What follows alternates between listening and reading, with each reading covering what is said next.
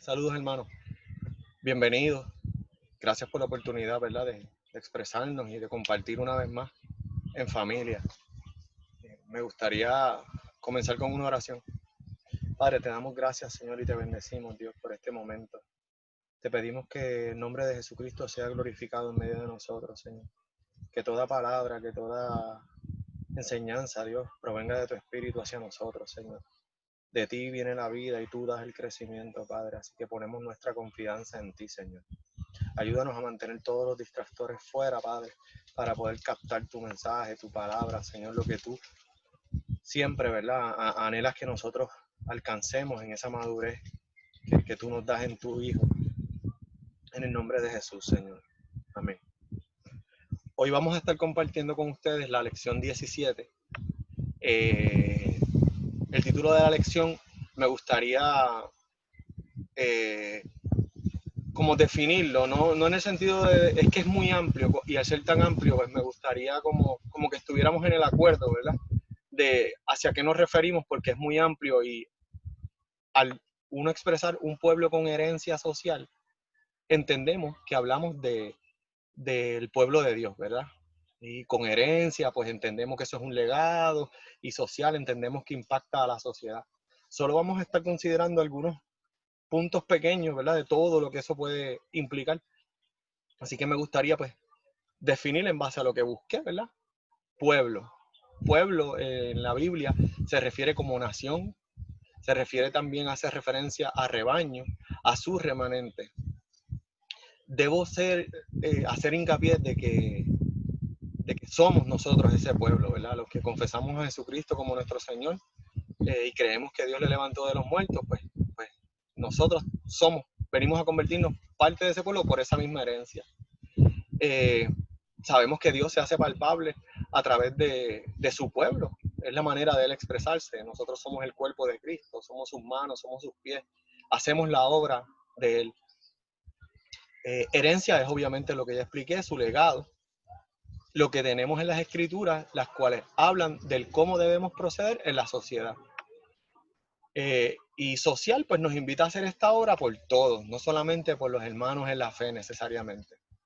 El versículo que vamos a estar estudiando para memorizar está en Lucas 4:18 y está también en Isaías, que es cuando el Señor dice: el Espíritu del Señor está sobre mí, por cuanto me ha ungido para dar buenas nuevas a los pobres, me ha enviado a sanar a los quebrantados de corazón, a pregonar libertad a los cautivos y vista a los ciegos, a poner en libertad a los oprimidos.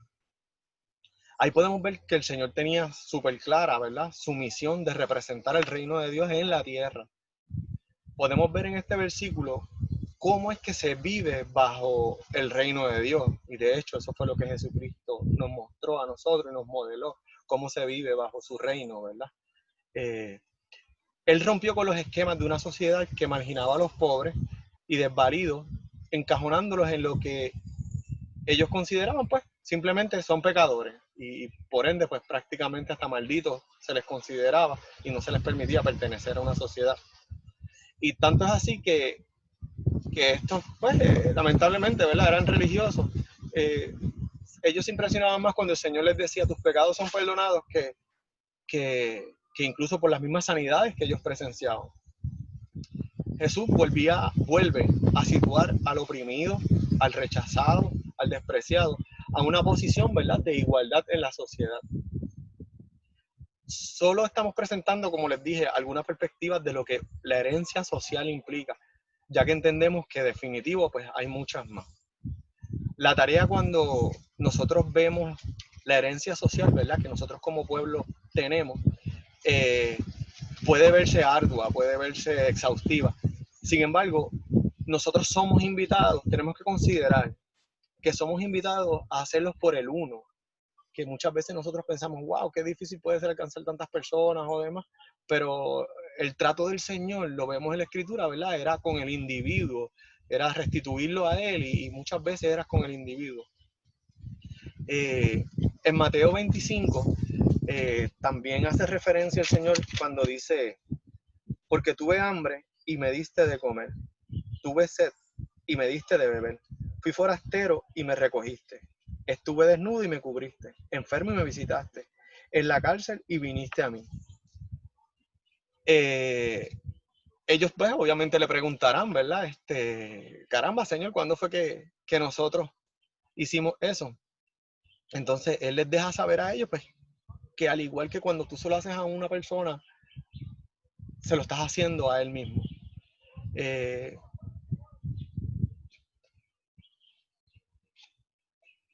lo que nos pide, perdonen, ¿verdad? Lo que nos pide es solo visitar.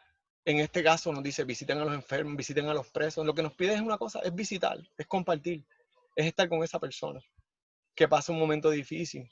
Es simplemente dar por gracia lo que por gracia hemos recibido. Aparte de ese grupo, en la Escritura se nos exhorta a no olvidarnos de las viudas y de los huérfanos. La iglesia como cuerpo de Cristo ha estado envuelta en visitar enfermos, cárceles, y se puede decir que sí, que la obra se está haciendo o que se ha hecho como cuerpo, ¿verdad? Corporativamente, como iglesia. Sin embargo, el reto está cuando el Señor me pregunta a mí como individuo y la respuesta es o lo hice o no lo hice. ¿Visitaste enfermo o no visitaste? ¿Lo hiciste o no lo hiciste? Mi oración es que podamos tener la revelación del llamado de nuestro Señor para poder ver y caminar por esa verdad que constantemente nos es revelada. ¿Qué verdad? Pues que cuando lo hacemos por alguien, lo hacemos por Él. Lo hacemos por Él, estamos sirviendo a Él. Eso es fe. Y es necesario, ¿verdad? Que la pongamos en práctica, poniéndome yo en primer lugar, obviamente. ¿Cómo puedes amar a Dios a quien nos ve si no puedes amar al hermano que ve? El reto está en poder nosotros ser hacedores y no oidores de la palabra solamente. Es necesario que pasemos. Yo, ¿verdad? Mientras preparábamos la clase, estudiábamos, pues consideraba que es necesario que nosotros podamos pasar a un nuevo plano en el reino de Dios, ¿verdad? De verle a Él en el necesitado, para nosotros tener lo que, ¿verdad? Como ese motor, ese impulso a caramba, a que nazca de nosotros la necesidad de dar la mano, de ayudar. En el necesitado de aliento, en el necesitado de esperanza, en el necesitado de una palabra de afecto. Nosotros podemos exhortarnos unos a otros a la acción. Y esto está bien, el exhortarnos los unos a los otros, pero lo importante en realidad es pedirle a Dios, ¿verdad? Que nos permita ver más allá de nuestros prejuicios, de modo que le veamos a Él. Y esto es una obra que es del Espíritu Santo, ya que es Dios quien pone el querer como el hacer. Eso es importante que nosotros, ¿verdad? Si sentimos ese llamado y ese deseo y esa voluntad, ese querer crecer en el Espíritu, pues es importante que mediante la oración uno canalice y lleve esto al Padre, obviamente, para que Él nos muestre, nos revele y nos dirija por el camino que Él nos quiere llevar. Nosotros somos su cuerpo, somos los que dan la mano, los que dan los pasos, los que llevan la acción que es la misericordia a la que Dios nos quiere mostrar. La acción social es muy amplia, pero comienza solo con una visita. El resto, o sea, el crecimiento, lo da Dios. Les dejo con la pregunta, nos dejo, mejor dicho, con la pregunta. ¿Cuándo fue la última vez que visité a un enfermo, a un preso? ¿Cuándo fue la última vez que fui a ver una viuda? ¿Cuándo ayudé a uno de esos pequeños que nos exhorta el Señor? Yo les exhorto, ¿verdad? En este momento que estamos de distanciamiento físico, vamos a aclarar eso también, ¿verdad? Porque no es social, es distanciamiento físico. Aquí llames a esa persona que el Espíritu, ¿verdad? Te pone en el corazón y que le dejes saber que estás pensando en ella, simplemente, ¿verdad? Con una llamada, o identifica a esa persona en tu comunidad a la cual puedes dejarle unos artículos de primera necesidad o una compra, como nosotros decimos acá.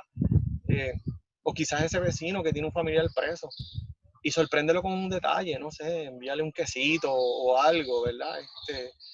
Dejarle saber que de algún modo Dios se encarga de él y muéstrale, ¿verdad? Mostrémosle nosotros ese amor que Dios tiene hacia las personas con un pequeño detalle, con un pequeño detalle. recordemos, ¿verdad? Obviamente que damos de lo que tenemos, no damos de lo que nos sobra. Y pues, hermanos, prácticamente la reflexión es esa, la he querido mantener corta porque